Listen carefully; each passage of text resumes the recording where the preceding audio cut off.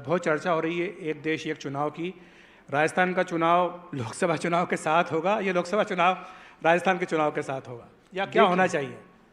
देखिए, मैं सोचता हूँ हम लोग तो कभी भी साथ में हो अलग हो, हम इलेक्शन के लिए तैयार है। But one nation one ration, one nation one tax और वन नेशन वन इलेक्शन।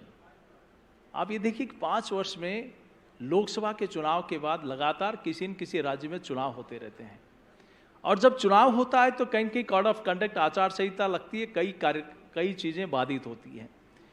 कितना फोर्स लगता है उस चुनाव को संपन्न कराने में, कितने लोग खपाए जाते हैं उस चुनाव में। अगर एक साथ चुनाव होगा तो निश्चित रूप से देश को भी फायदा है और निष्पक्ष रूप से देश का पैसा भी बचेगा।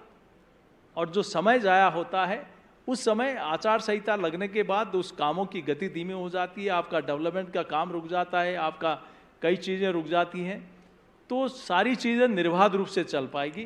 तो मैं इस चीज़ का पक्षधर हूँ, एक देश में एक साथ एक इलेक्शन होना चाहिए। और दूसरी बात जो आज चल रही है वो ये कि जो संसद का विशेष सत्र बुलाया गया है, इसमें अनुच्छेद 1 में जो बात कही गई है, इंडिया दैट इज़ भारत, तो इंडिया हटा करके केवल भारत देश का नाम रख दिया जाए केवल हिंदी में।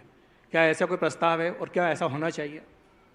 देखिए, प्रस्ताव है तो मैं वहाँ सेशन में जाएंगे तभी पता लगेगा, बट मैं इसका पक्षधर हूँ। आज कोई भी देश में हम लोग भारत माता का जयघोष करते हैं, कोई इंडिया माता का नहीं करते हैं, और ये शुरुआत से है। और दुनिया का कोई देश अपने देश को जमीन का टुकड़ा मानते हैं, लेकिन हिंदुस्तान अकेला देश होगा जो इस देश को जमीन का टुकड़ा नहीं अपनी माँ मानता है।